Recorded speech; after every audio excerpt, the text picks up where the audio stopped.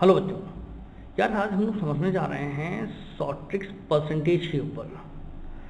Short tricks for the percentage ये आपका topic है और इसमें हम उन ट्रिक्स को लेंगे जबकि किसी भी चीज़ की वैल्यू एक बार बढ़ती है कुछ परसेंट और फिर एक बार कम हो जाती है या दोनों कंडीशन में दोनों बार बढ़ जाए, है ना। टाइमली जो है, पीरियडिकली जो है वो बढ़ जाए। तो ऐसे में क्या होता है, एक पॉइंट आता है, देखिए, if the value first increases, if the value first increases p%, देखिए मैं आपको दिखा रहा हूँ यहाँ पर एरो, देखिए ये p% and then decreases p%, यानी एक बार वैल्यू बढ़ रही है p% और दोबारा वो p% ही घट रही है। लेट्स से 10-10, 20-20, है ना। एक बार किसी चीज़ की वैल्यू 10% बढ़ गई और फिर 10% कम हो गई। ये केस 20-20, 30-30, यानी कोई भी चीज़ हो सकती है। तो यहाँ पर स्पेशल क्या है कि दोनों केस में कि p और p यानी 10% अगर बढ़ रही है तो 10% ही घट रही है। ऐसे केसेस में हम लोग क्या यूज़ करते हैं, एक फॉर्मूला यूज़ करते हैं, वो p इंटू पी अपॉन 100%। जब कभी कोई भी वैल्यू दोनों एक ही होंगी और एक बार घट रही हो, बढ़ रही होगी, एक बार घट रही होगी, तो हमेशा लॉस होगा। ध्यान रखना, जो परसेंटेज फाइनल परसेंट होगा वो डिक्रीजिंग ऑर्डर में ही आएगा, ठीक है ना।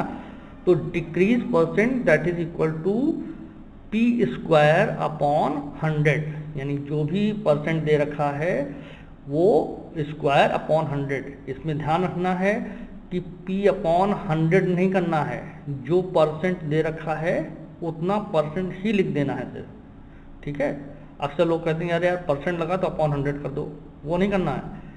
सीधे आपको क्या करना है, अगर 15 तो 15 यहाँ लिख दिया, 10 तो 10, ठीक। उसके बाद इसको जब सॉल्व करेंगे तो आपको सीधे सीधे सोल्यूशन मिलेगा।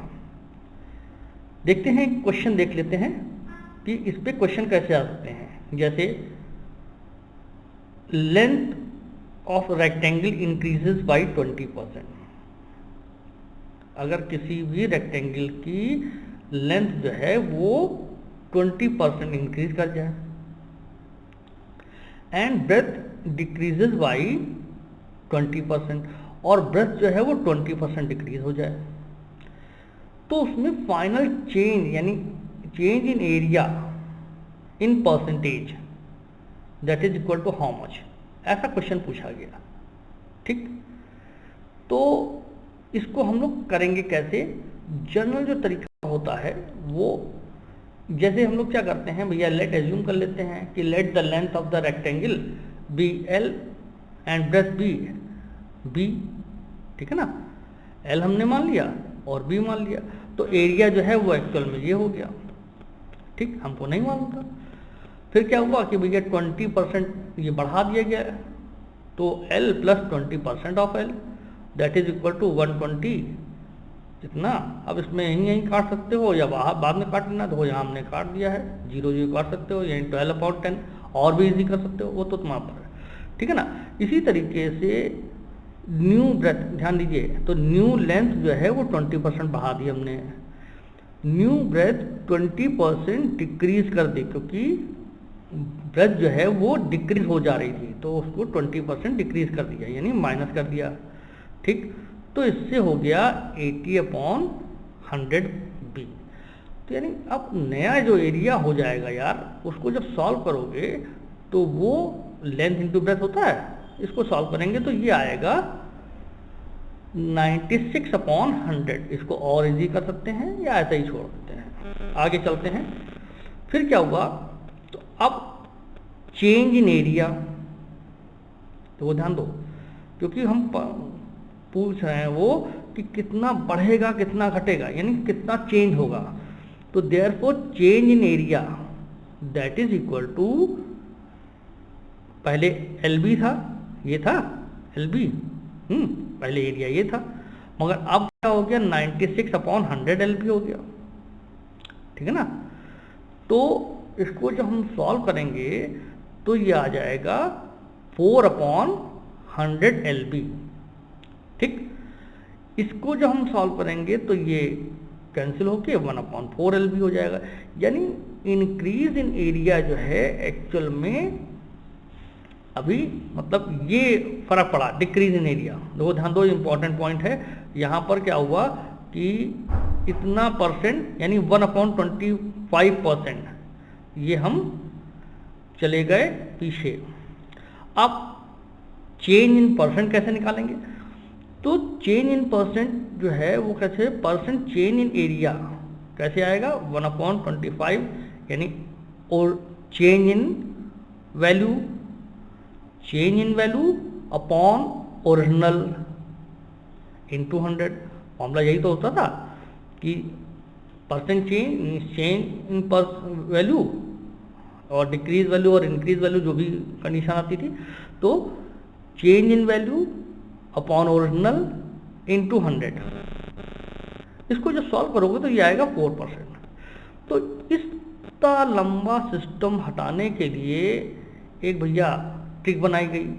वो ट्रिक क्या है? वो ट्रिक है ये, जिसको हम लोग शॉर्ट ट्रिक कहते हैं, यानी डायरेक्ट सिस्टम हम लोग लगाते हैं। तो देखो याद होगा तुमको, तो हमने क्या कहा था, p², ये तो यहाँ सॉल्व करने के लिए बताया गया, वैसे आप p²/100 होल % कर सकते हैं सीधे सीधे, ठीक है ना।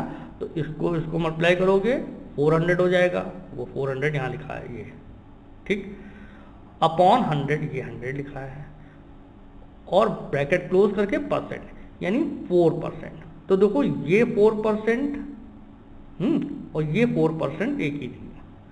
तो इतना राम कहानी के बजाय आपको वहाँ ये ट्रिक लगानी है, ठीक है ना, ये ट्रिक लगानी है। आसानी से होगा, फट से। अगर कैलकुलेशन ये तो समझाने की बात हो रही है तो थोड़ा सा टाइम लगता है, नहीं तो अगर आप कैलकुलेशन आपका फास्ट है और ये याद है तो फटाक से लगाओगे तुरंत, जितना भी हो। 30 है 9, देखो ध्यान दो, 30 है 900/100, 10 है 100/100। तो मतलब कहने का ये है कि बहुत आसानी से ये हो जाएगा। आगे चलते हैं एक और। ये तो कंडीशन तब की है कि जब दोनों एक ही 20-20, 30-30 यानी एक बढ़ रहा है घट रहा है, मगर दोनों का रेट एक ही है ना। अब अगर मान लीजिए ये कुछ और हो जाए, if the value first increases by p% and then decreases by q%, यानी अगर वैल्यू पहले p%, यानी अब देखो यहाँ ध्यान दो, अब p और p नहीं रह गया, अब क्या हो गया है, p और q हो गया, यानी अलग अलग 20, 15, 10, 15, 20, 25 ऐसे। तो अब ऐसी सिचुएशन में हम कौन सी ट्रिक लगाएंगे, इसको देखिए। Then the final % change will be increases और डिक्रीजेज। ध्यान दो, तो अब क्या हुआ, वहां पर क्या था कि जब दोनों एक ही होंगे तो हमेशा डिक्रीज वैल्यू मिलेगी। यहाँ पर क्या है कि जब दोनों अलग अलग हैं तो अकॉर्डिंगली, यानी कैसा साइन आ रहा है, हम ये फॉर्मूला लगाएंगे, ठीक है ना। p% माइनस क्यूब, ध्यान दीजिए कि % यहाँ अपॉन 100 नहीं करना है, फिर रिपीट कर रहा हूँ, अपॉन 100 नहीं करना है, आपको p जो भी % दे रखा है वो एज इट इज लगाना है, ठीक।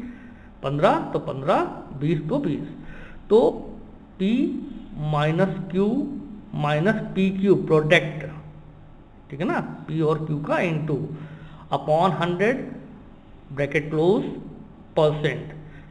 यहाँ पर आप ये फॉर्मूला अगर यूज करेंगे तो आसानी से सीधे आंसर आपको मिलेगा। ये जो साइन अब ये माइनस में आ रहा है कि प्लस में आ रहा है, ये शो कर रहा है कि आपको आपकी वैल्यू डिक्रीज हो रही है या इंक्रीज हो रही है। Positive sign shows the % increase और increase, negative sign shows the decrease, यानी अगर पॉजिटिव साइन आ रहा है तो आपकी वैल्यू बढ़ी हुई मिल रही है, और अगर नेगेटिव साइन आ रहा है तो आपकी वैल्यू कम होके मिल रही है। फिर आगे चलते हैं। तो एक देखो ये क्वेश्चन एक ही है, बस उसके वैल्यू अलग अलग हो गई। अब ये कंडीशन ये है, हम जैसे लेंथ ऑफ रेक्टेंगल और ब्रेथ, मतलब लेंथ और ब्रेथ दोनों को जो है P और Q यानी 15 20 10 15 ऐसे कर लें। तब अब फिर ध्यान दो, अब ये क्या है कि if the value first increases इतना और अगेन इंक्रीजेज टू, यानी एक बार 10% बढ़ जाती है फिर 10% बढ़ जाती है ऐसे। तो ऐसी सिचुएशन में अब यहाँ माइनस नहीं होगा, देखो ध्यान दो, है ना, ये माइनस नहीं होगा। तो जो भी है इसको ऐसे जोड़ लो, सिंपल जोड़ा, और उसके बाद प्रोडक्ट लिख लिया, और उसके बाद जो है परसेंट लगा के हमने जो भी वैल्यू आई वो लिख दी। तो इस तरीके से 3 केसेस आपने पढ़े कि जब वैल्यू दोनों एक ही हो, एक बढ़ रही हो एक घट रही हो। दूसरी चीज़ आपने देखी कि जब वैल्यू दोनों अलग अलग हैं, एक बढ़ रही है एक घट रही है।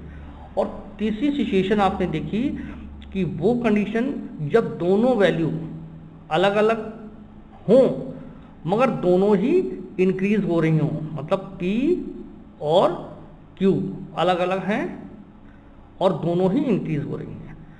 तो इस तरीके से ये एक शॉर्ट ट्रिक मैंने बताई आपको, इसको थोड़ा सा मनन करिएगा, याद रखिएगा और बढ़िया तरीके से तैयारी करिए। बाकी नेक्स्ट वीडियो में मैं आपको बताता रहूँगा कि कैसे जो है और भी ट्रिक्स यूज़ हो सकती हैं। फिलहाल ये जो छोटा सा प्रयास था आपको कैसा लगा बताइएगा। Thank you.